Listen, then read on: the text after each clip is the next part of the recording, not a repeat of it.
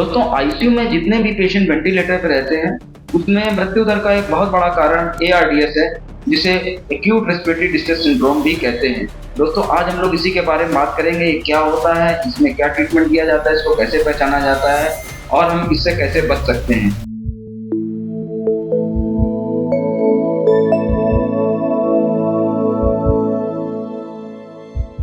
नमस्कार दोस्तों, मैं doctor Gyanendra Kumar Gautam, director life saver ICU critical care physician intensivist, Sharda Nagar, Kanpur.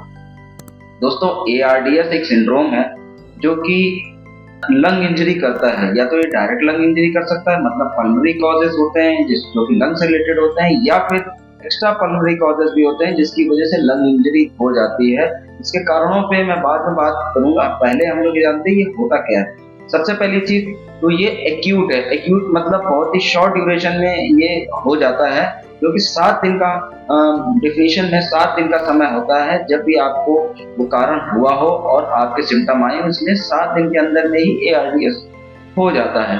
दूसरी चीज, जब हम लोग इमेजिंग करते हैं चेस्ट की, चेस्ट एक्सरे या फिर सीटी चेस्ट, इसमें बाइलेटरल मतलब लंग के दोनों तरफ, दोनों लंग्स में हमको सफेद सफेद धब्बे दिखते हैं, जिसको हम ओपेसिटीज कहते हैं, जो कि हाइपर इंटेंस ओपेसिटीज होती हैं, जो कि डिफ्यूज होती हैं, मतलब काफी फैली होती है लंग लीड्स में।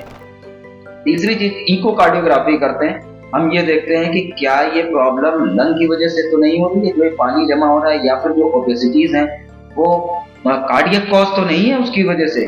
तो हम कार्डियक कॉज रूल आउट करते हैं कि कोई कार्डियक कॉज ना हो। यदि कार्डियक कॉज है उसके एडिमा का, तो वो पल्मोनरी एडिमा कहेंगे और उस एआरडीएस को हम एआरडीएस नहीं कहेंगे।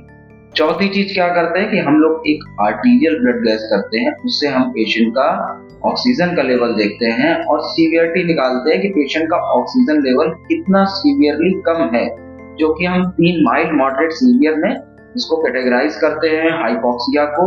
और वो पीएफ रेशियो एक रेशियो होता है, वो निकालते हैं, उससे हम लोग माइल्ड, मॉडरेट, सीवियर इसको डिफाइन करते हैं।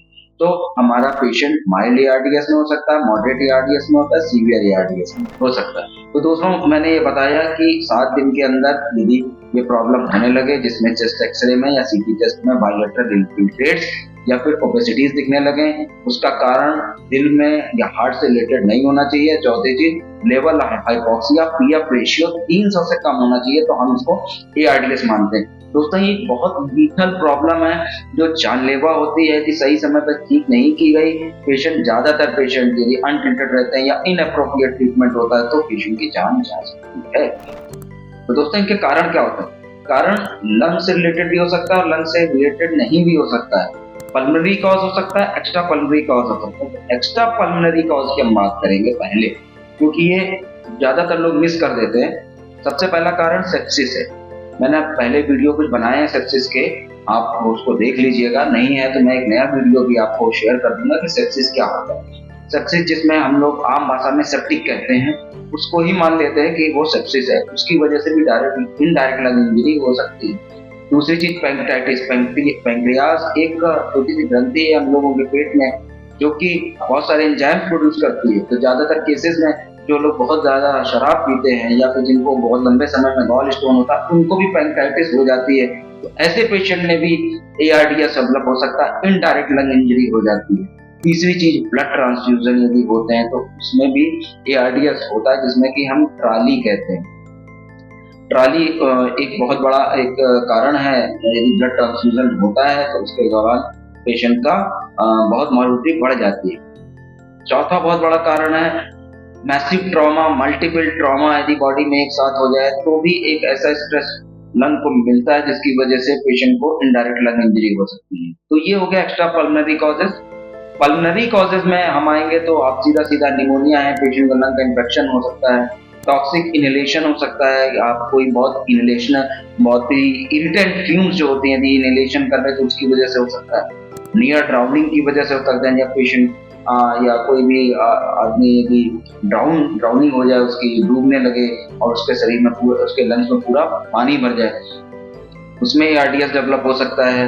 और पेशेंट को एस्पिरेशन निमोनिया हो सकता है कि जो सांस की नली में जो खाना जाना था वो लंग्स में चला गया और पेशेंट को एस्पिरेशन निमोनिया हो गया, उसकी वजह से भी एआरडीएस डेवलप हो सकता है। दोस्तों ये मोटे मोटे कारण हैं। मैं ये बताना चाह रहा हूँ कि बहुत सारे ऐसे कारण होते हैं जो कि लंग से रिलेटेड नहीं होते, उसकी वजह से भी पेशेंट को लंग इंजरी हो जाती है और जान जाने का भी खतरा होता है। तो इसलिए हमको ये समझना चाहिए कि हमारा पेशेंट सीवियरली इल कब हो रहा है, क्यों हो रहा है, इसमें क्या ट्रीटमेंट हो सकता है। दोस्तों अब मैं ट्रीटमेंट की बात करूंगा, क्या ट्रीटमेंट होता है। ज्यादातर केसेस में ऐसे पेशेंट जिनको एआरडीएस की डायग्नोसिस बनती है वो आईसीयू में जाते हैं। माइल्ड एआरडीएस, मॉडरेट और सीवियर एआरडीएस होता है। इनको कैटेगराइज करने के बाद हम इनको सपोर्टिव थेरेपी देते हैं ऑक्सीजनेशन की, या तो हम नॉन रिब्रीथिंग मास्क जिसमें बहुत हाई फ्लो में ऑक्सीजन चलती है, या फिर हाई फ्लो नेजल कैनुला जिससे नाक के थ्रू एक नेजल कैनुला होता है जिसमें बहुत हाई फ्लो और ह्यूमिडिफाइड ऑक्सीजन जाती है। तीसरी चीज नॉन इन्वेजिव वेंटिलेशन मास्क होता है, उससे हम लोग दे सकते हैं। फिर चौथी चीज आती है कि सीधा पेशेंट को ऑक्सीजनेशन नहीं ठीक हो रहा, उसके बावजूद भी, इन सब चीजों के बावजूद भी, तो पेशेंट को हम सीधा विंडो ट्रैकियल ट्यूब डाल के सांस की नली में एक आर्टिफिशियल ट्यूब डाल के पेशेंट को वेंटिलेटर पर डालते हैं। तो इन सब चीजों से हम ऑक्सीजन सपोर्ट देते हैं। अब इसके बावजूद भी पेशेंट सही नहीं हो रहा होता है तो बहुत सारे वेंटिलेटर्स के मोड होते हैं, उसको चेंज करते हैं, पेशेंट को स्टेरॉइड्स देते हैं, पेशेंट को antiviral, anti fungal, antibiotic treatment जहां भी एप्लीकेबल होता है उसको दिया जाता है। पेशेंट को डायरेटिक्स दी जाती हैं और वायरल इन्फ्लेमेटरी मार्कर्स बहुत ज्यादा बढ़ते हैं यदि पेशेंट को इंडोथीलियाइटिस के भी सिम्टम्स होते हैं। तो कुछ ऐसी चीज जो एंटी इन्फ्लेमेटरी मार्कर्स को कम कर सके, जैसे टॉसिलिजुमैब वगैरह, ये सब जो कोविड-19 में यूज किया गया, वो सब भी दे सकते हैं। साथ में दोस्तों उसका nutrition, glucose monitoring, blood pressure monitoring, patient का डीबीटी ना हो, ये सब भी ध्यान रखा जाता है। डेली चेस्ट एक्सरे की कोशिश करी जाती है कि उसका प्रोग्रेशन देखा जाए और इको करके कि कार्डियक ओवरलोड में पेशेंट ना जाए।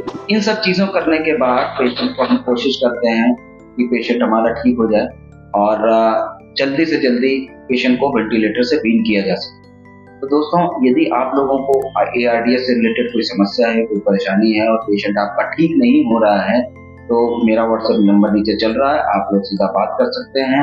अब मैं अपना मैसेज व्हाट्सएप में छोड़ सकते हैं। दोस्तों इसी के साथ मैं वीडियो समाप्त करता हूँ। नमस्कार, जय हिंद।